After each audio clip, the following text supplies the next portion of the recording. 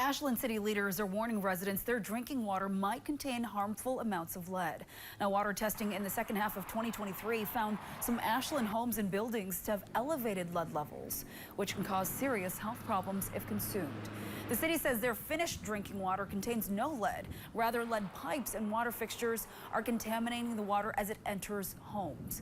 Treatment chemicals are added at the water plant to prevent the lead from leaching into the water. According to the city's public works director, last year's heightened lead levels were likely caused by changes in Lake Superior. We draw our water from Lake Superior, which is great. It's really high quality water. But the pH can fluctuate seasonally. And we don't know specifically what happened, but probably that pH just resulted in a little bit more of the lead migrating than we typically see. Now, Butler did not share a list of impacted homes of buildings, but said the sampling identified higher levels in only 5 of the 40 homes tested. Ashland residents are concerned about lead in their water can also have their water tested and are encouraged to contact Public Works. City leaders say that they plan to replace service piping from the water system.